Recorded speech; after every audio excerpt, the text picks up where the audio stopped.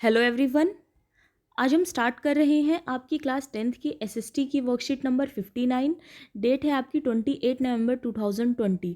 आज की जो आपकी वर्कशीट है वो आपके अर्थशास्त्र पाठ्यपुस्तक अर्थशास्त्र के पाठ विकास से ली गई है, जिसमें आपके 10 क्वेश्चंस दिए गए हैं। एक एक करके इसके आंसर देखते हैं। फर्स्ट क्वेश्चन है आपका कि केरल में शिशु मृत्यु दर कम क्यों है। उत्तर हो जाएगा आपका कि उत्तम चिकित्सा सुविधाओं के कारण केरल में शिशु मृत्यु दर कम है। तो जो केरल राज्य है हमारा, वहाँ पर चिकित्सा सुविधाएं जो हैं वो बहुत ही बेहतर है, इसी कारण वहाँ पर जो शिशु मृत्यु दर है वो बहुत ही कम है।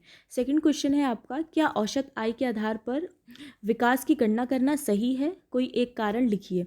आंसर हो जाएगा आपका कि औसत आय के आधार पर विकास की गणना करना सही नहीं है, क्योंकि औसत आय से हर व्यक्ति की आय का अनुमान नहीं लग पाता और इसमें केवल आय पर ही जोर दिया जाता है। तो औसत आय से, यानी जो हमारी एवरेज इनकम होती है, इससे हम हर व्यक्ति की इनकम नहीं निकाल सकते। जैसे आपने पढ़ा होगा, आपके एवरेज इनकम का जो फॉर्मूला होता है वो होता है टोटल इनकम, यानी कि कुल आय, और अपॉन हो जाता है आपका, उसको डिवाइड करते हैं हम टोटल पॉपुलेशन यानी कि कुल जनसंख्या से। ठीक है, तो इससे हमें हर व्यक्ति की आय का पता नहीं चलता और इसमें सिर्फ और सिर्फ इनकम पे ही जोर दिया जाता है, इसीलिए इससे हम विकास की गणना नहीं कर सकते, सही गणना नहीं कर सकते। ठीक है, नेक्स्ट क्वेश्चन है आपका क्वेश्चन थर्ड। बताइए नीचे दिया गया कथन सही है या गलत। कोयला गैर नवीकरणीय संसाधन का उदाहरण है, तो इसमें आपका सही आ जाएगा कि हाँ, जो कोयला है वो गैर नवीकरणीय का संसाधन का एक उदाहरण है। गैर नवीकरणीय यानी कि जो हमारी प्रकृति में बहुत ही सीमित मात्रा में उपलब्ध है। तो कोयला जो है या फिर पेट्रोलियम, ये सारी जो चीज़ें होती हैं वो हमारी प्रकृति में बहुत ही सीमित मात्रा में उपलब्ध है।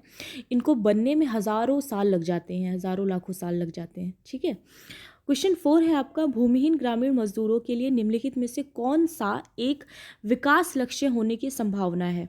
तो मजदूरों में मजदूरी में बढ़ोतरी। ठीक है, तो उनकी मजदूरी में अगर बढ़ोतरी की जाए तो ये उनके विकास लक्ष्य की संभावना हो सकती है। 5 है आपका, खाली स्थान की पूर्ति कीजिए। भारत के डैश राज्य में साक्षरता दर सबसे कम है। इसमें आपका आंसर हो जाएगा बिहार। ठीक है, बिहार में आपकी साक्षरता दर सबसे ज़्यादा कम है। अगर हम 2011 की जनगणना के अनुसार कहें तो वहाँ पर 2011 की जनगणना के अनुसार 61.8% साक्षरता दर गिनी गई थी। ठीक है, नेक्स्ट क्वेश्चन है आपका, रेखांकित वाक्यांश को सही करने के बाद वाक्य फिर से लिखिए। तो रेखांकित है आपका ये विकासशील, यहाँ पर एक देश जहाँ उच्च जीवन स्तर है तथा स्वास्थ्य एवं शिक्षा की बेहतर सुविधाएं हैं, उसे विकासशील देश के रूप में जाना जाता है। तो इसमें विकासशील नहीं आएगा, विकसित आएगा। विकासशील होता है आपका जो देश अभी विकास कर रहा है। ठीक है, और विकसित जो कि आपका देश विकसित है।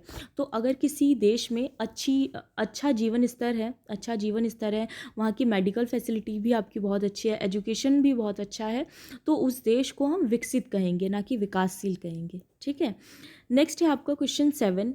नीचे कथन ए और कारण आर दिए गए हैं, इन कथनों को पढ़कर नीचे दिए गए विकल्पों में से सही उत्तर चुनकर लिखिए। तो कथन दिया गया है, प्रत्येक व्यक्ति के लिए विकास के लक्ष्य अलग होते हैं, बिल्कुल सही। कारण दिया गया है, प्रत्येक व्यक्ति की आवश्यकताएं अलग होती है। तो हाँ, सबकी जो आवश्यकताएं होती हैं अलग होती है, और सभी के लिए जो विकास का लक्ष्य होता है वो भी अलग अलग होता है। तो इसमें आपका ऑप्शन ए ही सही हो जाएगा।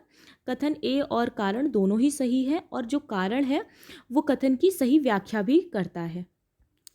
क्वेश्चन 8 है आपका, सकल घरेलू उत्पाद यानी कि जो जीडीपी होती है आपकी, क्या है। तो किसी देश में वित्तीय वर्ष के दौरान अर्थव्यवस्था में उत्पादित वस्तुओं एवं सेवाओं के मूल्य के योग को सकल घरेलू उत्पाद कहते हैं। तो किसी देश में वित्तीय वर्ष जो कि आपका 1 साल लिया जाता है, तो इस दौरान अर्थव्यवस्था में जो भी उत्पादित वस्तु होती है आपकी और सेवा होती है, इसका जो टोटल हमारा सम होता है उसे ही हम सकल घरेलू उत्पाद यानी कि जीडीपी कहते हैं। ठीक है, नेक्स्ट क्वेश्चन है आपका, सार्वजनिक वितरण प्रणाली के तहत राशन की दुकानें लोगों की मदद कैसे करते हैं। क्वेश्चन 9, इसका आंसर हो जाएगा आपका कि सार्वजनिक वितरण प्रणाली में राशन की दुकानों पर लोगों को सस्ते दाम पर अनाज तथा अन्य खाद्य वस्तुएं उपलब्ध कराई जाती है, जो गरीबी और भूखमरी को नियंत्रित करने में सहायक है। तो जो आपकी सार्वजनिक वितरण प्रणाली होती है, राशन की दुकानें होती है, वहाँ पर अनाज जैसे कि चावल, गेहूँ, इसके अलावा चने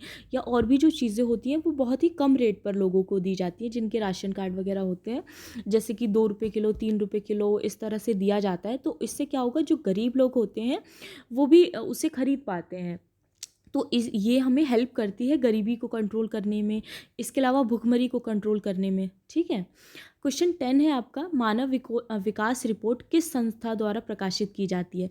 तो मानव विकास रिपोर्ट जो होती है आपकी, वो UNDP ठीक है, संस्था द्वारा प्रकाशित की जाती है। ओके।